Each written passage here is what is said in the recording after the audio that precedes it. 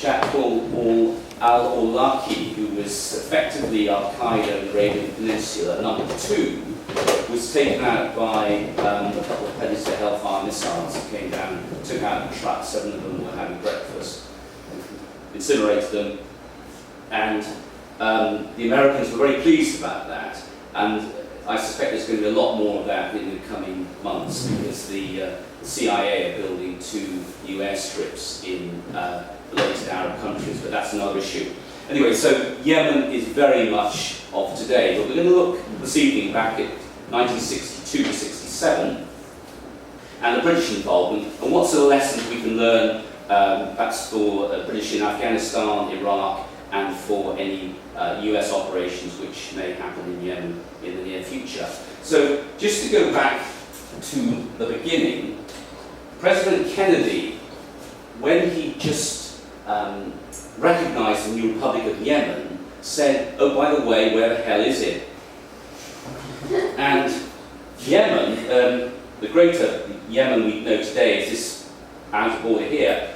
Aden, the town here, the seaport, down the southwestern tip, this area here is about the size of England and Wales, and it's a mountainous, very barren desert area. That was known as protectorates, and that's a sort of buffer zone, okay? We have the town of Aden here, and behind there we have this buffer area which is kept on side by treaties. Just up here to the north, this country here is the old kingdom of North Yemen. It's an imamate, and it's a very medieval, backward country, and it creates a lot of problems for the British in South Arabia, but more of that in a moment. Obviously, a great landmass there, the peninsula of Saudi Arabia. Up here, Egypt. Nasser comes to power in a coup, and has ultimate designs on the oil fields in the Arabian Peninsula. To do that, he's got to kick out the British and British influence down here. Up at the top, the old Soviet Empire comes down either side of the sea. And the important thing of that is that you can see from this map that it's very much their backyard, and they think that this is very much their sphere of influence. And they are backing Nasser in Egypt. He tries the Americans, but he is immediately rebuffed, but they, of course, keep coming back on that. But for the time of this story, Nasser is being backed by the Soviet bloc. Aden's the first acquisition of Queen Victoria's empire, 1839. And we take it, it's a little town not doing very much, but it's got a very deep anchorage. And as you can see here, it's exactly midway between empire, and it services the Far East. And it's a very good stop-off point for ships coming around the Horn or through the canal up here, which opens in 1869. It's run by the Indian presidency, which is a sort of subjugate part of the British Foreign Office. They run it until 1937. In 1937 it becomes a crown colony. So it's run then direct from London. This is the arrival of the Prince of Wales, the Duke of Windsor, in 1937, and some enthusiastic local has put up at the top, "Tell Daddy we are all happy under British rule." Well, obviously that wasn't the message, because the Imam up in North Yemen is creating all sorts of problems in the protectorate areas. So in the 30s, 40s and 50s, we see a lot of tribal unrest. We keep the tribes on side by doing deals with them, selling them guns, bribing them. Loose treaties, loose arrangements for this big buffer zone behind. Now it's important to know what the terrain is like in this area. Up in the north, you have, right at the top of the protectorates, you have the empty quarter, and this goes into Saudi Arabia. It's about 400 square miles, the hottest place on earth. And it's a place familiar to British explorers like Thesiger, I expect some of you have heard of, Freya Stark, Bertram Thomas. The other feature of the area is the Wadi, the dried up riverbed. And Yemen has some particularly dramatic storms. And the effect of this is that it hits the Jebel, the side of the mountain, cascades off into these riverbeds, and they become absolute torrents. If you've got an infantry patrol going up there, or a small convoy, they're completely washed away. The other thing about these wadis is they're infested with bilharzia, which is a very nasty disease. The Jebel, or the mountain, very similar to Afghanistan, creates huge logistical problems. Operating helicopters at these sort of high levels to keep observation posts manned is very tricky. So that's the area up to the north. Down south, and I hope you've all had a glimpse of the map here, Aden is on a sort of peninsula. Right down here, the mountain area is up at the top we just looked at, and Aden is at the bottom. Aden town itself has an extinct volcano, and in the centre there is a place called Crater, which you may have heard of. It's a township, hot and sweaty, and very anti-British. Now, in the late 50s, 59 to 64, we put together something called the Federation of South Arabia, and it's our attempt to show the United Nations that we're instilling a bit of democracy. And the local tribes, the tribal areas, all send a chieftain or a sheikh or an emir down to Al-Ittihad, the capital. The franchise is very narrow, but it's an attempt at democracy. I mentioned the kingdom to the north, Yemen. This is the North Yemen. This would greet any visitor coming into Sana'a, which is the capital, and it's the way that the Imam used to deal with naughty boys. And it's a very harsh kingdom. And in 1962, the old Imam dies, and there's a big change in the region. The incoming Imam is overthrown immediately in an Egyptian-backed coup in 1962. And the effect of that is that Nasser has a puppet government right on the doorstep. Now, it's in our interest to keep this puppet government back off our out-of-the-way protectorates. And to do that, we have a quasi-war in this kingdom of North Yemen, which is now a republic. We get the chap in the middle here, Colonel David Smiley, who is ex-Blues, to run it, and it's a very loose arrangement. He gets together with a group of members of White's Club in London, and they have an unofficial arrangement to finance this war. There's about 50 or 60 mercenaries raised, and they're ex-SAS men on leave, all that sort of thing. And they support the old royalists, and they keep this civil war going in Yemen for about 10 years. It keeps Nasser back, but it's a particularly bloody and brutal operation. This chap on the right, who's gone native, is Major Johnny Cooper, who was one of the Sterling's originals in the Long Range Desert Group. He's a very talented insurgency operator, but they run this war up in the highlands for about 10 years, and it's a particularly brutal war, low intensity. That's the sort of terrain, and you can see the bridge here will be a very difficult obstacle. You blow that up and you're finished. Cooper employed very basic tactics like stuffing rags into exhaust pipes of the leading vehicle.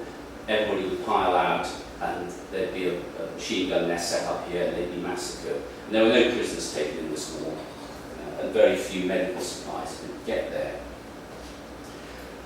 Just in the northern part of the protectorates, in the Radfan Mountains, the whole place is dominated by these tribes. Yemen has about 1,400 clans, groups, whatever you call them. It's the most tribal society in the world.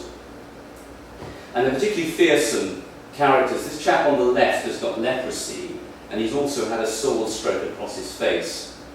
They would live to only about 45 because the sanitary arrangements are up there, and these hill villages are desperate.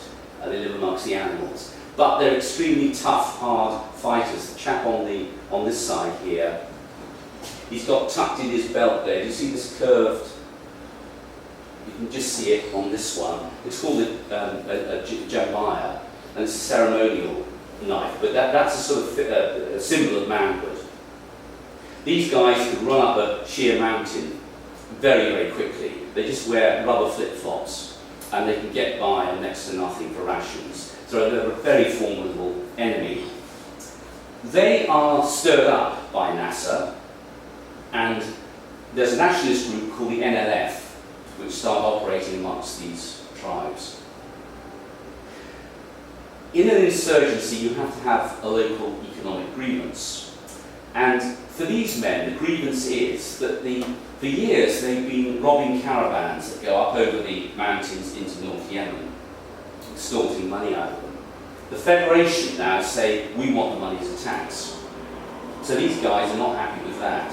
So the NLF, National Liberation Front, stir up these anxieties, and they start mining the main road up through Radfan. You can see this road goes up from Aden all the way up into Yemen. It's a real artery, and they keep mining this. And bear in mind that after Suez, there are thousands of landmines, British landmines knocking around. Our answer to this rebellion is to use the local Arab troops. They're a very colourful collection. The Federal Regular Army is the main army. These guys are from the National Guard, and you've got something called the Hidrami Bedouin League, who are like sort of Burgess characters up in hill forts. The first operation in 1964, they push through, British engineers make a road up through the highlands. And the idea is that we can get armour and supplies up and supply the outposts up there. The Katibi tribes and the NLF rip all this up. So this first operation is not very successful. The second operation is a brigade-sized force. And we use the 4-5 Commander, the Royal Marine Commandos, the 3 Para, and the East Anglians. And you can see from this terrain how difficult it is to supply troops. We talked about the shortage of helicopters. Each man's drinking 12 litres plus of water a day. You've got to supply all that. You know, there's only a limited amount that camels can carry. It is a real problem. The other trouble this brigade-sized force meet in the Radfan is the difficulty of infantry operating. You can see this Hawker Hunter, which is the main strike aircraft, has just hit this rebel position up here. The planes would come up in 2s and 4s from Cormaxa, which was about 5 minutes to the south, so they could be up very quickly when they were called in to strike. The first one goes in, climbs to about 3,000 feet, accelerates 500 miles an hour, and leases off 2 rockets. They may or may not, they were very primitive rockets, this is not great science at this stage. They may or may not hit near the position. The next Hawker Hunter diving, all he gets is just cloud rock dust. And in this Radfan campaign, only about 5% of kills were recorded by airstrikes. So for all the effort, of course the thing is, it's a great morale booster if you're stuck or pinned down, to be able to call in repeated airstrikes. Keeps the morale up. The other point about operations in the mountains is picketing the high points. That's vital. You take the mountain tops and you can control the valleys. The trouble is hanging on to them, because you can only supply them by helicopter, and there aren't enough helicopters. We try and get deeper and deeper into Radfan, and we launch an operation called Cat Badge. And Cat Badge is the highest mountain in the Radfan. So we're going to do the first operational drop since Suez. We're going to drop 3 Para onto this mountain. To do that, you have to mark a drop zone. And we use the SAS to mark drop zone. The trouble is, there's a patrol, I think 6 or 8 of them go out, they come across a goat herder, they shoot the goat herder, his accomplice runs off, and immediately the whole village is coming up the mountainside and engaging them. And the patrol will lose 2, the captain, Captain Edwards, is shot dead, and Walton, signaller. The rest of the patrol have to retreat. And one thing you can't do is leave dead bodies, because what happens is the the NLF and the tribesmen decapitate the two bodies. They put the heads of the SAS men up on spikes inside Yemen, just over the border in a place called Qatar, up at the top of the map. An American journalist is walking through Qatar and sees this grisly spectacle, and the news hits the world.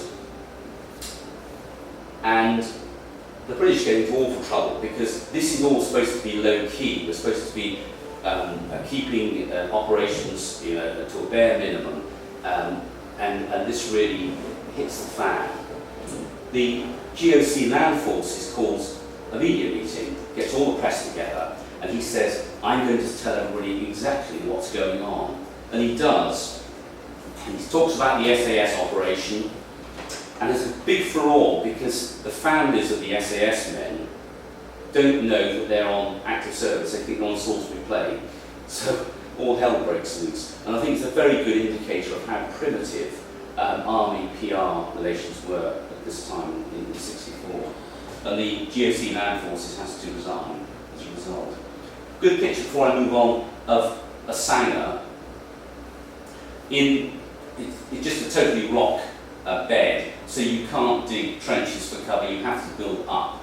And of course, Sangers are instantly spotted by locals from miles away, because they know every inch of the mountainside. The moment a Sanger springs up, they see it. The parachute drop is called off, and 4-5 Commander and 3 Para have to yomp about 30 miles, Catbash. They take it, textbook operation. This is a picture out of Parry Match of 3 Para storming an enemy stronghold. I'll just show you this because it's a very good parallel. That's obviously modern day Afghanistan. And this is a David Shepard picture of a typical mountain pass in Yemen. Very, very similar. Take out the lead truck and you've scuppered the whole pass. And then when you've heard about the new armoured vehicle, which is supposed to get around the mine problem with the funnel in the middle of the chimney. It's a Humvee type, but it's got a massive cylinder in the middle with a chimney on the top, and the idea is that the blast, instead of blowing the vehicle over, will go up through the vent. Helicopters again. I mean, this is a Wessex supplying 4-5 Commando. You can see from that picture how vulnerable to ground fire these are. The other thing we realise is that these helicopters are very susceptible to rock and dust. They put oil pads down to land, but invariably the helicopters we've got are always in maintenance workshops. Artillery. The main piece is the Italian 105mm howitzer, which can be taken apart 13 pieces, loaded onto camels. But again, taking a camel train up or over a mountain range is no easy thing. Sioux helicopters could pick these up, but you were very lucky to get a call on a Sioux helicopter because they were mostly used for reconnaissance. Invariably, artillery strikes are called in far too often. In the round family, get through about 20,000-30,000 rounds, which in those days was a lot, because they've got to then go through the process of supplying again and again, and so the problem is compounded. I just put that within because this is an army chaplain. We did virtually no hearts and minds in the mountains. There was no civil engineering work that went on by the British. We just left it to the political officers, and they were Foreign Office guys who would be plonked in a hilltop village, and they'd have to do deals with the local strongmen to keep them on side. But there are no big schemes. The chaplains do go out with the doctors to some of the villages, and the chaplains do quite a lot of good work with the Arab armies, sorting out small domestic problems and so forth. Yemen did not, of course, have the religious split then. It's always been 50-50, 50% Sunni and 50 Shia, but the religious element was not nearly so strong then, so we didn't have to compete with that. Another problem with an Arab insurgency is knowing how the forces are doing, what the attrition rate is. Because of the requirement to bury dead within 24 hours, invariably, when there was an engagement and they got to the site where the enemy were, they couldn't know how many casualties there'd been because they would be taken away instantly. They might find something in a bit of a heel in the sand or something in a turban, but they could never calculate the effect of their tactics. So they used sniffer dogs when and where they could, but that was only very limited. A couple of aircraft there, which were familiar work. This one at the bottom is the Blackburn Beverley, which was the one before Hercules, which is a fairly familiar sight. And these could take quite large armoured cars, ferry, scout cars, etc. I mentioned about the Federation.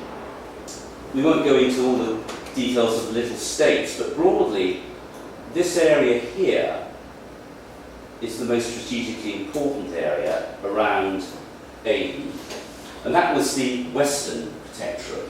This big area here, which is 98% desert, next to Oman, is the Eastern Aden Protectorate. They never joined the Federation, these guys, because they thought there was oil there, and they didn't want to share it with the West. So the eastern part largely stays out of it. In 1964, they finished the Federation, and those are all the states down there.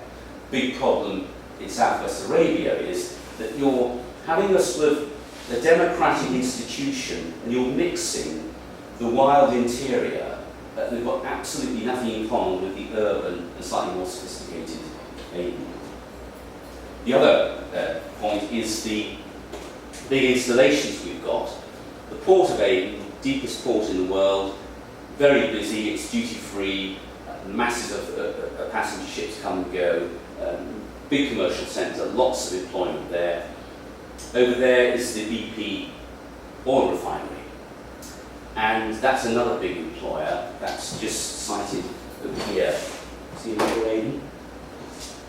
And as well as that, there's the big airbase at Kormaksa. So those three institutions employ a lot of labour, and most of it comes down from North Yemen. And a lot of them are white-collar workers, and they've been educated at some of the radical universities at Cairo, Sorbonne, or even LSE over here. And they come back here, they come down and work in Aden with a lot of wild anti-colonial ideas, and they're quite literate. A lot of the Yemeni immigrants are not literate, but the guys who are forming the NNF cadres and Flossie are well educated. I've just put that basic plan together to show you the compression. Over there, obviously, the colonial power, over here, the dissidents. And in the centre are the people who make the whole structure work. The civil servants, the health officials, the local army, the local police.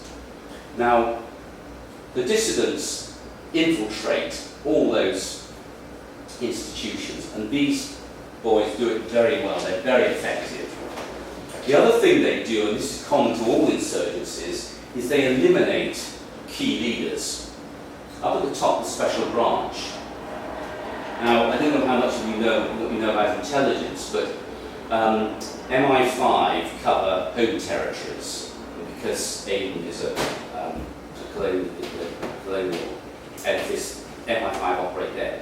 MI6 or SIS tend to work outside the perimeters of Aden, so they're working up country. Their intelligence officers employ local agents. Okay, so the local agents are not British, they are local agents. And the NLF kill most of those in public, and they'll machine gun them in the marketplace or wherever, as a warning to anybody else to not give information to British. Translators. We never have enough Arabists. Do any of you speak Arabic at all? Little. Translators are still in Iraq and Afghanistan in very short supply. And if you're an insurgent, the first thing you do is to take out the translator. Also, engineers, teachers are eliminated, and local strongmen, sheikhs, emirs, opinion formers. The two main groups, I said, are the NLF and Flossie. They're at each other's throats. This is a gang of NLF stamping to death a Flossie member. It's difficult for our intelligence people to work out the difference between criminal and political. A lot of gangs are operating in the same way that in Northern Ireland you had criminal gangs working and political gangs. Quite often they cross over, and it's very difficult to work out the motives and who is involved.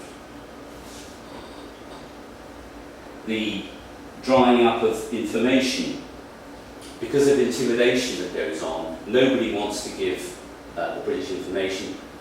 We can't pass on or extract intelligence from our local Arab army or the local police because we know it will go straight on to the terrorists. They have a very efficient infiltration. A couple of snatch-type Land Rovers, the one over here has got grenade guards on. Underneath, it'll have some basic armour. Any ideas what that one is? Is that where Kata?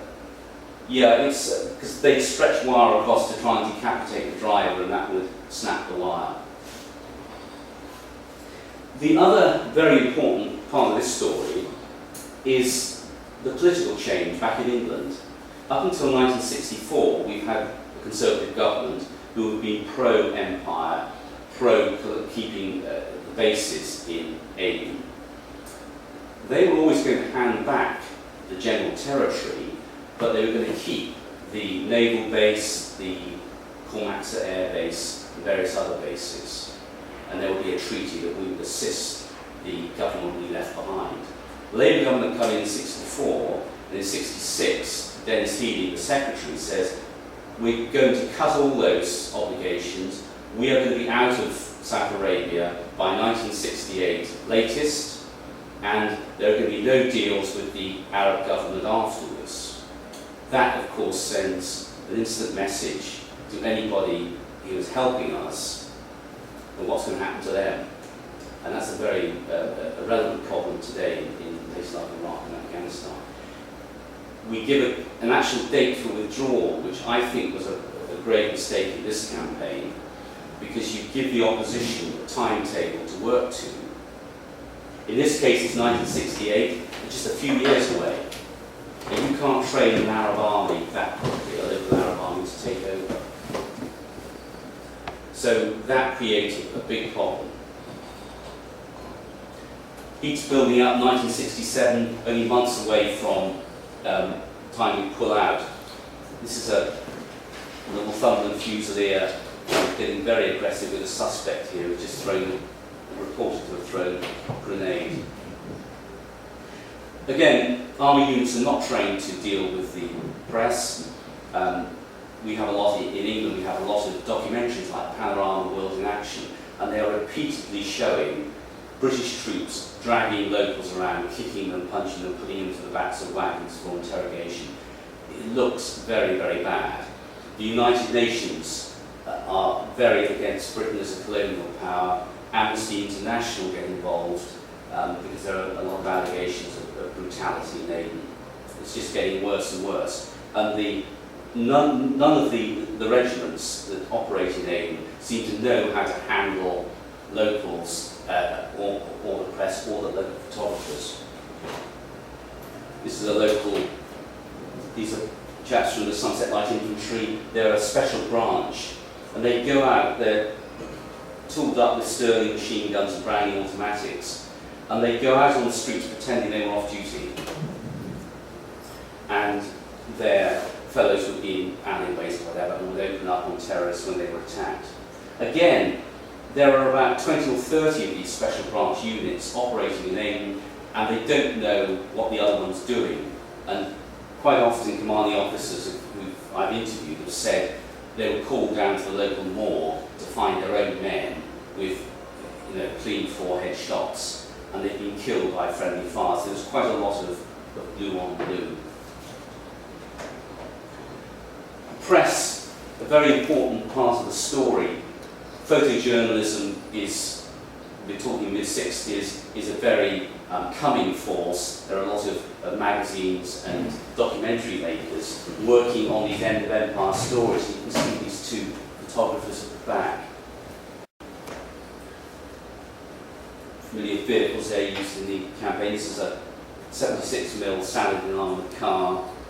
The Ferret Scout car here, very good in small street, short quarter fighting or up in the mountains. Trouble is, the heat in these things gets up to about 30-40 degrees, so they keep the hatches open.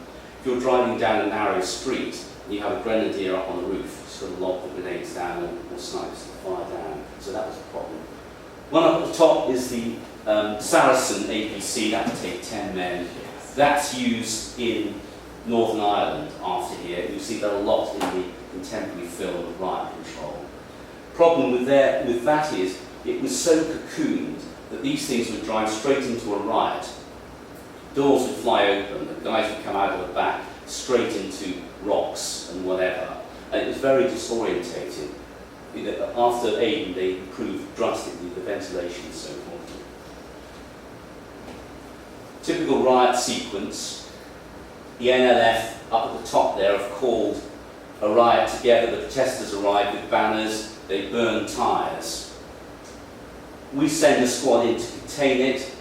Rocks start coming at the British troops. Then a grenade comes over the back of the British troops. The crowd scatters. We then bring up reinforcements, and at that stage, the snipers in the surrounding buildings open up. 67 coming towards the D-Day, effectively, from when we're going to pull out. This is a soldier from one para, and he's putting his boot into the local synagogue, which has been burnt out. And this is the time of the Six-Day War in 1967. The Arab armies suffer heavily by Israel. Nasser comes on the airwaves and blames Britain and America largely for the failures of the Arab armies. And everything is building up to pressure point. Into this sort of cauldron building comes the Argyll and Southern Highlanders. Now, presumably, are they familiar to you as a regiment? Yes. Yep. And they have a very well-known colonel there, and behind the driving wheel, Lieutenant Colonel Colin Mitchell. He's been very good with his troops. Before they left for Aden, they've been put into gymnasiums with the heat turned up. They've had models showing what craters like. He's trained them very well. Most units who arrive in Aden come straight in without any training, and they leave without any. They leave with all their experience.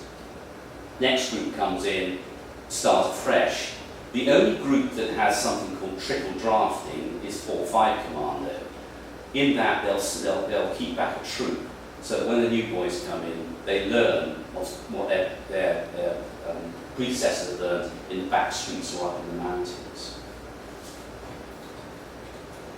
So he comes in and takes over from the Northumberland Fusiliers. This is in June 67, and we're going to pull out in the end of November. Okay, so it's not far to go. But on the 20th of June, a rebellion breaks out in Crater.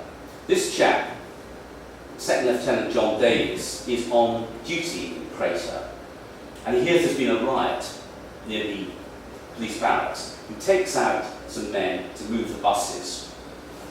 He successfully does that, goes round the big mountain back to HQ, but loses contact with the base, goes out of radio contact. Base are worried about what's happened to him. They send out 2 Land Rovers, with a mixture of Argylls and Northumberland Fusiliers, and they go straight into an armed police ambush. There are 9 of them, 8 of them are killed instantly, and it's a complete mess, blazing vehicles, bodies everywhere. Davis, in the meantime, arrives back at base, is told that 2 Land Rovers have gone out looking for him, and he then goes back out again, gets him in a pig, which is a big armoured vehicle, and he goes off. He comes across the ambush, and he then deploys his men up on rooftops to cover the bodies of the dead soldiers, because he doesn't want them falling into the mob's hands.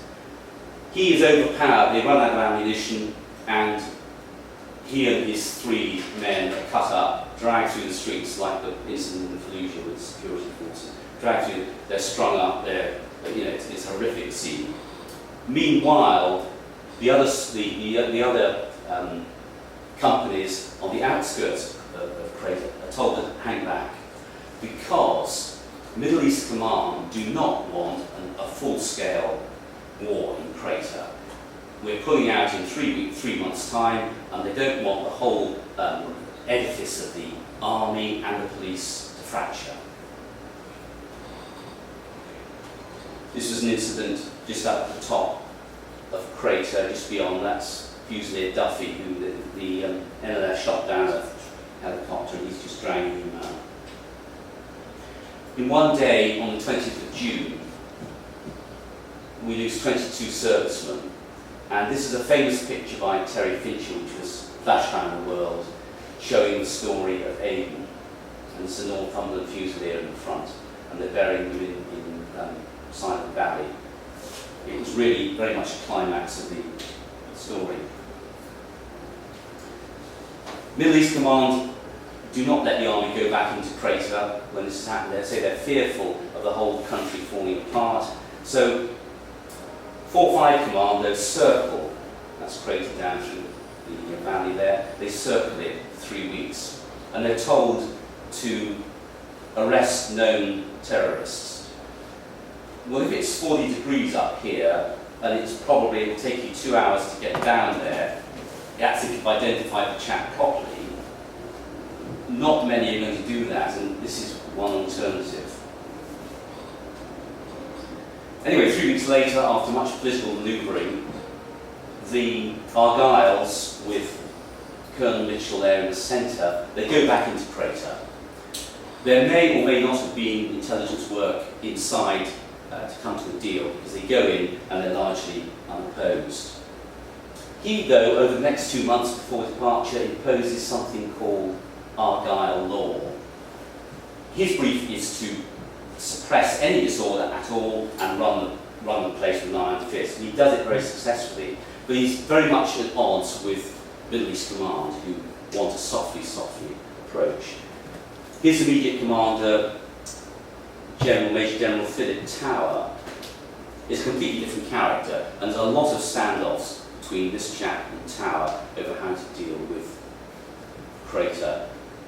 This character here is the Chief of Police, who's been a paid-up member of the NLF for 2 years. So that shows you it goes right to the top of the infiltration. The army come across difficult. If you compare it to, say, Malaya, there are far more road checks, roadblocks in Aden, and they come up against all sorts of sensibilities with women and searching people generally in the Muslim country. There are an awful lot of accidents, and there's a bit of a steep learning curve here. We've given them a date for withdrawal, which gives the NLF a timetable. We thought when we gave a date for withdrawal, everybody would say, that's fine, you're going now, we can tone down the insurgency, we're not going to carry on fighting, you're going, that's what we want, we can move in and take control.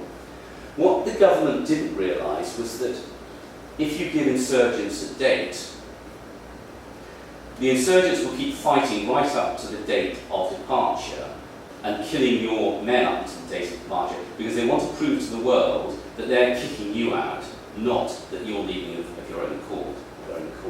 And this chap on the right here, Derek Rose, he worked for the Foreign Office, and he was getting into his sports car 20 yards away from the police station, and a terrorist came up behind him and shot him in the back of the head, in full view of the police who are watching the whole thing. And this goes on right up to the time of withdrawal. People are singled out, European ship captains, shipping agents, businessmen are singled out for assassination because the NLF want to show the world that they're kicking the British out. We leave without casualties in November '67, and shadowy figures in the NLF take control. They're Arab nationalists rather in the mould of Nasser, socialist Arab nationalism. It's not until 2 years later, in 1969, that the Marxists take over.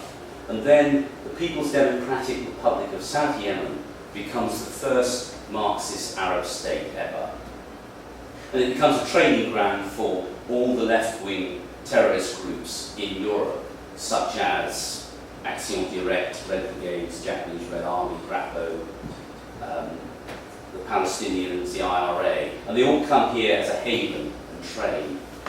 Also, it becomes the base for the Soviets to set up the Mengistu regime in Ethiopia, which is a particularly nasty regime. In 1990, South Yemen and North Yemen joined together. It's a pretty uneasy alliance of the South and the North. And then in that decade, American influence comes back, so the whole thing's come full circle. And this picture's taken in 2000, October 2000, and this ship in the foreground here is called the USS Cole. And it's rammed by a suicide boat, and 17 sailors killed and like 40 wounded. And the people responsible are a shadowy group who nobody's ever really heard of, called Al-Qaeda. And intelligence reports were that they were trying to provoke the Americans. And the Americans didn't react. And a year later, 9/11 happens. So you can see how the whole thing has come full circle, and Yemen today is right back in the headlines. And it remains to be seen whether the lessons will be learned from this period of British occupation. Thank you.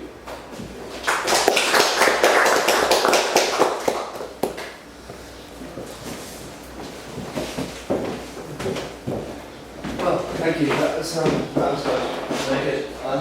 If anyone does have any questions, now is the time to ask. Yeah, do you think, well, we hear all the time about how coin is going to improve and resolve the entire Afghan situation.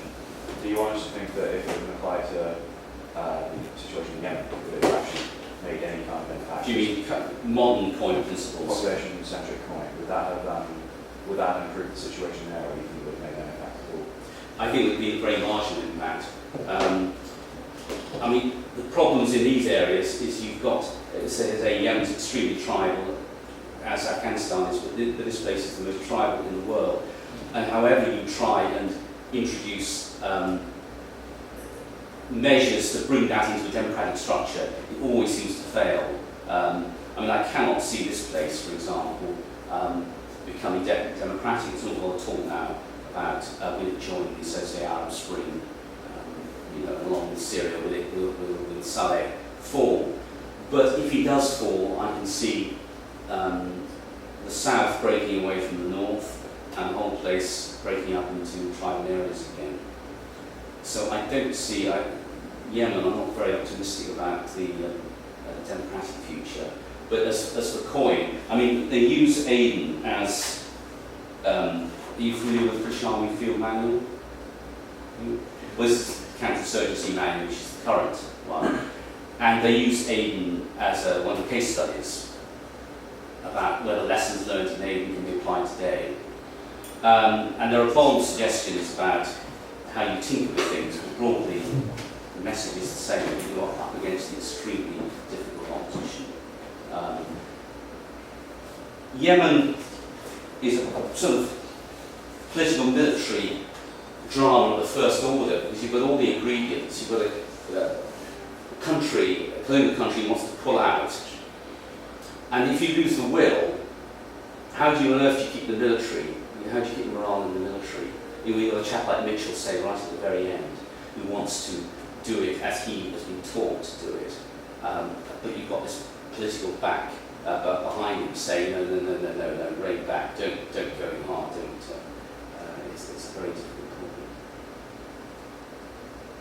So then you think to go further with that, if there hadn't been a political back saying rein it in, do you think it might have turned out differently? Well, I think it would have turned out differently if we kept the bases, because the Civil War ends in 69-70, by which time NASA is failing anyway, and it's quite possible that if we could have done a deal with the Federation and kept our bases, the airfield, the naval base, we could have hung on to that. I think the problem here is we gave exactly the wrong message to the Gulf states. that, you know, this is what we do with a friendly federation. We just jump ship and leave. I think there was a feeling at the time that the domino effect would happen in the Middle East, that when we left South Arabia, Southwestern Arabia, that all the Gulf states would then succumb to Nasser's embrace, because it didn't happen. In the same way that the domino theory didn't quite extend in Southeast Asia. Those of you who've done Vietnam studied and Cambodia, there was the idea there that when the Americans left, that Thailand would fall and so forth, but that didn't happen. But it's an interesting story, and it's very relevant to what's happening today, because the terrain and the population and the mixing of town and mountain is very pertinent. It reminds me a bit of the French experience in Algeria. You had the same sort of like town and mountain contrast. Yes. How would you say that, relatively speaking, one did better than the other in terms of how they managed? The big difference in Algeria was that the French, with their empires, they would settle their empires. No, British never settled in. There were people passing through, but there was no British population there. In Algeria, there was a very big, you know the story of Algeria, a very big, very fierce French nationalist population there, and settlers. So I think that is markedly different. And if we had maintained the naval base and the air base in Aden, how would you say we would have influenced the turnout of the local area? And how would we have countered massive influence, and would it have prevented Al-Qaeda, do you think, from having established such a strong foothold in the region? Yeah, and of course the other ingredient in the region then was the Shah was there. The Shah, of course, was overthrown in February 79, which seriously affects the balance of the region. But I think if we had held the bases then, I think it might have certainly kept our influence going longer than it did, because the Americans are coming in very quickly in this period. And I think we wilted away very quickly our influence. We've kept influence in the Arab states, but I think we could have kept it going longer if we had the bases there. But ultimately they would have had to go, especially with the Far East being given back. There wasn't a lot of logic. I mean, the great thing about Aden was it was a staging post between the Far East and Britain. Second Gibraltar, it would be interesting to see what the kind of port like this would have in terms of piracy, or managing the Gulf nowadays. Well, it would, wouldn't it? Yeah. Yeah. And the Gulf of Aden is a massive expanse of water. I don't know whether any of you have passed through it, but they talk in the papers about this little sort of area called the Gulf, which we can so associate identify with, but it is a vast area, and I think policing it is very difficult. Because we know the whole area was breaking up.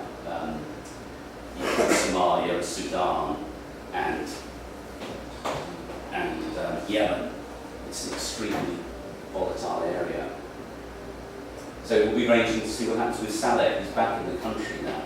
He was blown up in it was a water attack, wasn't it? And the Americans were hoping to keep him out of the country. He's gone back in with talk of handing over to a democratic institution, but somehow I can't see that really. Because I think it's a very real threat that the South will fracture from the North again. But don't you think more important than the country fracturing, which is obviously important in itself, but if the ideals of, I suppose it's very good time going from the whole liberation ideology of the NLF, for instance, through to the radical Islamic ideals that Al-Qaeda and so forth would support, if it were to turn democratic and properly democratic, wouldn't you think it would be more dangerous if it would allow such groups to legitimize and to introduce into actual legitimate power? Yeah, I mean that's a very real threat. There isn't, as I say, the background of you haven't got a Shiite minority here with a large brooding Sunni majority, as there are in a lot of, say, in Syria, for example. You don't have that here, but you take out the strong man from a country that's never known democracy, and there always is this sort of 5 or 6 year critical period when all these other groups can mushroom up. And I think, at the moment there's a lot of, there's quite a lot of Joint Operations Services Command, American Special Forces, are doing a lot of work up in the Highlands, but it just does not lend itself, this place, to intelligence gathering. You can do so much with drones. You can take out key leaders, but at the end of the day, you can't control territory. I don't know, do the people want democracy in the country? Is it viable for them to be democratic? Probably they're quite happy in their tribal ways. Sure, they are. They might want elections in Sana'a, the capital, and not Aden is now a bit of a backwater, so it doesn't really count. The educated ones, but they're a very small minority, yes, exactly that, up in the hills, which are very accessible. The sheikh or the emir holds sway, and the idea that there'll be democracy as we know it is pretty idealistic, really. There's still an incredible number of blood feuds going on there. My father killed your father, therefore I will kill you. And that doesn't really go with the ballot box, does it? So I think the press are very keen to group Yemen along with this Arab Spring thing, but I think Yemen is, because of its tribal fractures, is very different to the rest of them. But who knows?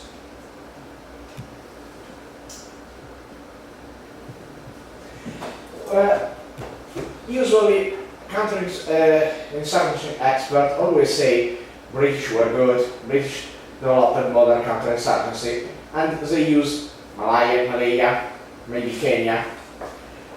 They are quite successful example. How you explain two previous very good examples and then Aden, who is almost a failure? Usually, you think evolution, people learn from previous mistakes, previous success, but then it seems Aden is just an operation in a vacuum. Like you were talking about this operation in Nazareth Fan. They seem very similar to operation in the northwestern frontier and early 20th century, building a road, sending the armored car and the infantry. And then you have Aden, who seems to not take any example, any advice from previous operation. How do you explain this? Well, I was speaking to a chap who was number 3 in the police force. He was a British guy sent out to Aden in '66. And he said, the first time he arrived at the office, and he opened the safe, and he pulls out a book, and it says, Lessons from Malaya. So he buries his nose in this, and the number 2 comes in and says, what are you reading that for? He said, no, none of that applies, you can forget all that stuff. We know better. I've been here, he says, for 18 months. I know what the scene. You can forget Malaya, that was a jungle war. Well, of course, it was more than a jungle war, but you're absolutely right. It is almost like a vacuum, a bubble. And I think that's exacerbated by the lack of political will behind. Malaya happens earlier, and Borneo happened earlier, when you can argue that the British government wanted to retain, or certainly the influence within the empire. By the time Aden comes along, they've almost given up. But still, Aden was happening when Borneo was still active. The most active phase of the confrontation with Indonesia was at the same time when Aden was flaming up. So, how you explain a very successful British army in Borneo and an almost stupid British army in Aden? Well, it's very difficult to explain because after this, the next campaign in Northern Ireland, the Argylls go from here virtually straight to Northern Ireland. And in Northern Ireland, you read some of the early manuals on terrorism, and it says lessons from Aden, and it says how to site an OP post. Okay? And that's about the only thing they put down. So in the immediate aftermath, people are not learning for the mess-ups in Aden. It's extraordinary. It is a complete vacuum, and it's very difficult to get to the bottom of it, only to say that the people in positions of power, both in Westminster and in the military, are doing shorter and shorter stints, and people are not. People from Malaya are still not in a position of power and influence when Aden comes along, and that gets worse. So it's a sort of 3, 4, 5 year max tour almost, and they haven't got the previous experience. New guys come in and they think they can handle it, and of course they can't. Because in Borneo, one of the prime movers was General Walker, who had previous experience in Malaya, and almost immediately take over command and has a very strong strategy. Yeah. Here seems Middle East. I have done some research on the Suez crisis. It always seems to me Middle East Command was so big, it was covering so much area, they had no real attachment preparation for the area. Yeah, I mean, Aden falls within Middle East Command. The Middle East Command goes from, Kuwait down to Kenya. It's a very big area, exactly that. And it's very difficult to get the same emphasis on logistics, on climbing, on warfare, whatever, to fit the whole command area. It's very important. So I think perhaps the summary is that not a lot is going to be learned from it. For the lessons. Usually, I think every campaign has some useful lesson. Oh, sure, it has useful lessons, but I'm not sure that it's been learned.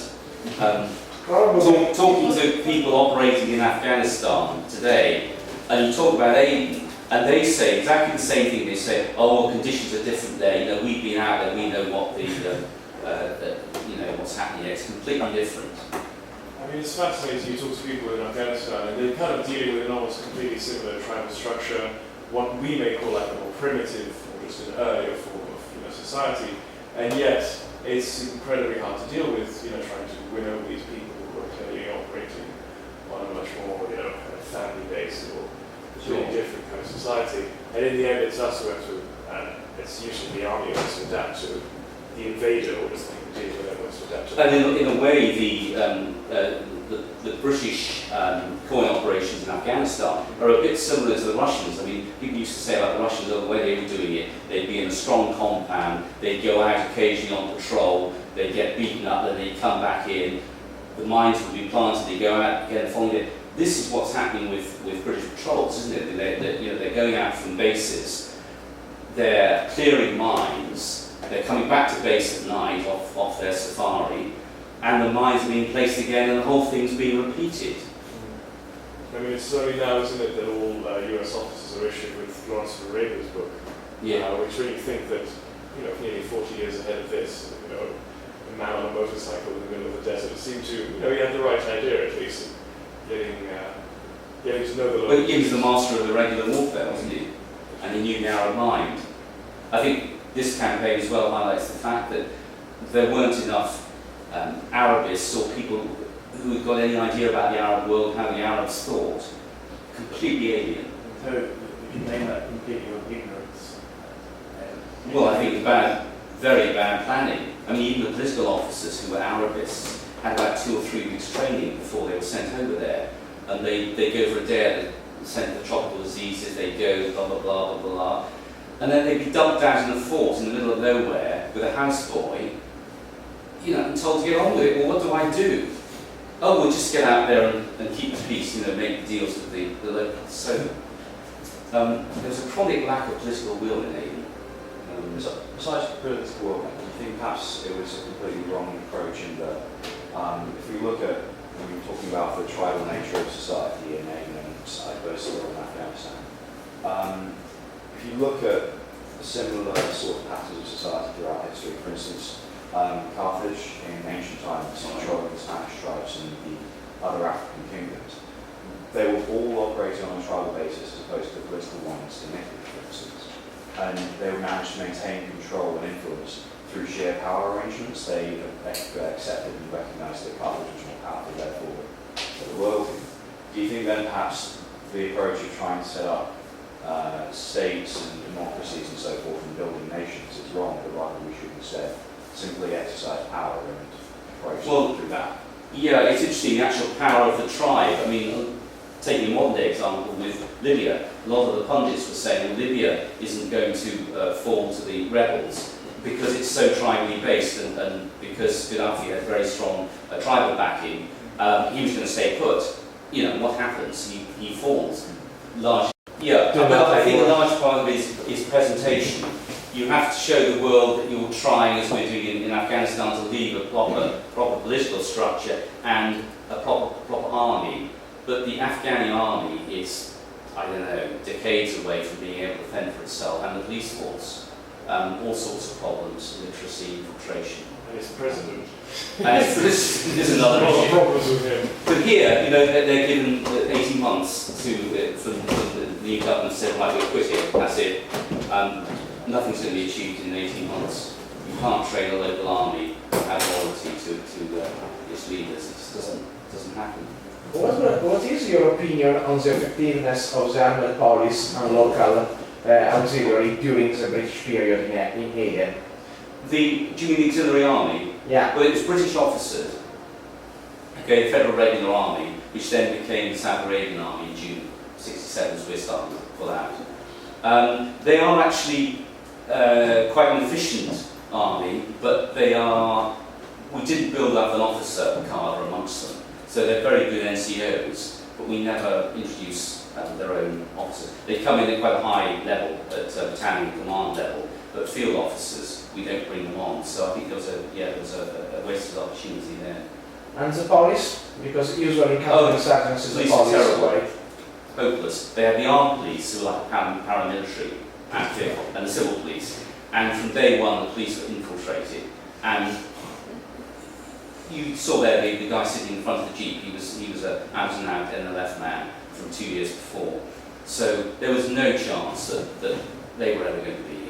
And corruption was rife. And corruption is an issue that's still with us today in police forces, and incredibly hard to combat. Just out of curiosity, and you talk about Aden and the situation again in the context of NASA trying to expand its regional influence. So then, what's going through my mind is the question of how, for instance, the NLF would have had the resources to win over such a high-ranking police officer. I assume it would be coming from Egypt, right? That's tribal. Okay. Let's say, for example, the heads of the police and the heads of the Federal Regular Army were tribal appointments, largely. So they were tribes loyal to the NLF. But then the money and the resources... Money and resources has never been established who financed the NLF. There was a couple of very wealthy backers in Kuwait who were supposed to be behind them. But we didn't know until 2 weeks before we handed over who we were actually dealing with. We went to a conference in Geneva, and the guys who sat down opposite never had a clue who they were, and they were leaders of the NLF. So the intelligence was seriously wanting on who the enemy were and who financed them. I mean, NASA, yes, largely, but they also had other backers who were never, ever established. Maybe rather than the British failure, it's an NLF success. It's a success certainly on the part of the insurgency. Yes. It's done quite well. I mean, in terms of infiltration, you don't really see that on the scale described here in most other cases. It's quite impressive that they have absolutely everyone on their side nearly. Yes, yeah. Well, of course, there's Flossie as well, which is the other rival gang, who are slightly more moderate, but only slightly. And in the weeks up until departure, Sheikh Othman, which is a town just behind Aden, becomes like a Wild West town. The NLF Flossie is slaughtering each other. And our troops say, okay, well, we'll leave shortly, let them get on with it.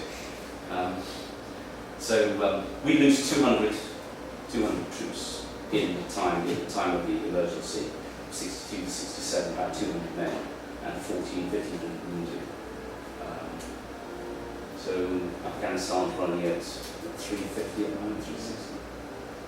I'm just wondering if one of the things about the counterinsurgency technique is one of the most important things is to cut off incoming supply routes to the insurgency. If we don't know who the financiers were, for instance, then more physical things, weaponry, explosives, was that being bought off the black market, or was it coming through an actual state? Yeah, well, a lot of the ordnance came from from the Suez days, the stuff was coming down from Egypt in large quantities, especially the road mines.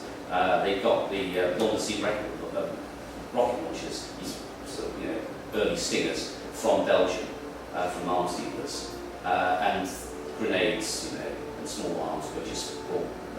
Look, I mean, every man in Yemen had a weapon. For decades, we've been handing out truckloads of rifles to tribes to keep them on board. Okay, they're not Kalashnikovs, they're 303s, but even so, every band, every child has got a flipping rifle.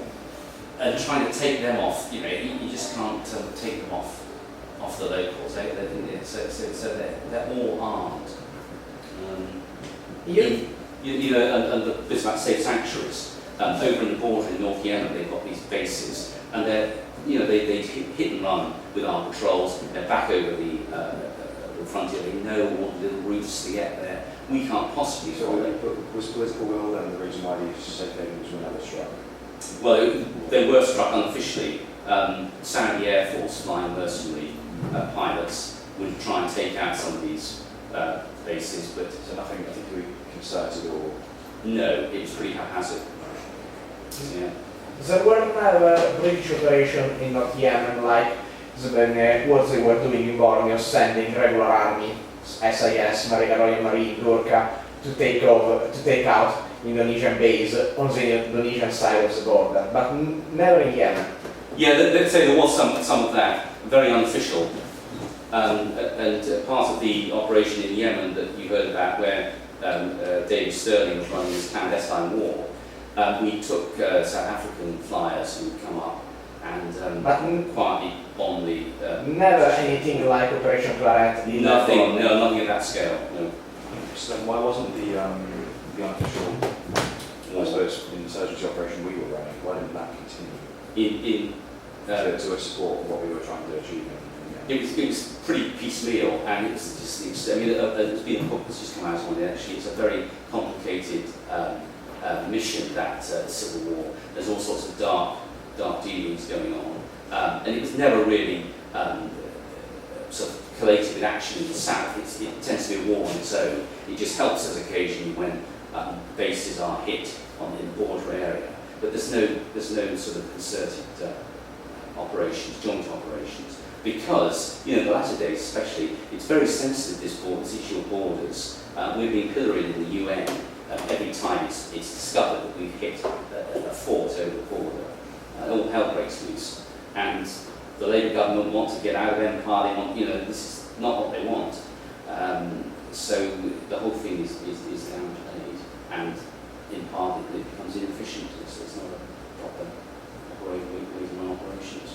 Well, as soon as you hear that people from White's finance department, it's going to be quite shady in the end. I mean, with the numbers they had, they were remarkably efficient using the Royalist up in the Highlands. The Egyptian conscripts that came down were slaughtered, and that in a way dimmed Nasser's appetite for intervention because he lost so many men. In Yemen, it was a very unpopular war that dragged on and sort of sapped his will almost. You think there is some relation between UK pulling out of Aden and then several years later coming back to Oman to stop the Aden Insurgency in Oman? Because it's quite unknown, but British troops were in Oman with Iranian and Omani troop and saved Oman from insurrection. Yeah, much smaller scale, much more professional. But still, they used cross-border raid. There was Royal Air Force and Fleet Air Arm flying and close air support. And a big bulk of Iranian troops providing shelter from the Shah, providing the muscle of the counter-insurgency campaign. Yeah, and Saudi Arabia, of course, as well. And then there's another lot more work to be done on the American input in this region as well, because Aramco are building up their sort of empire, and their overtures to NASA fairly extraordinary. When we see some of the documents about how they were trying to get CIA were trying to get NASA supporting and that sort of fell through. So there was, you know, there's all these subplots going on, Britain versus America, and of course Saudi Arabia as well as another story, because they've got mixed issues here. It's a whole other topic. Yes, on the Do topic. you think that's some kind of undercover or, you know, off the record sort of operation against Nasser's government in Egypt itself might have been further spurred on or kind of further mitigated his appetite to intervene in Yemen? Yeah, I think. Talk about the Egyptian conscripts. I don't think you can underestimate the effect of Suez on political will. I mean, you know what a disaster that was, and I think the decades afterwards, politicians were absolutely terrified that the same thing might happen again. You know, and they were becoming very concerned about world opinion. The Americans were completely still shocked for it. Like 15 years later, they were still mentioning it. It was really quite significant. You know. But there were attempts on Nasser's life, and perhaps some of our intelligence people involved, but it was a bit like the exploding cigar fiasco. Nothing actually worked.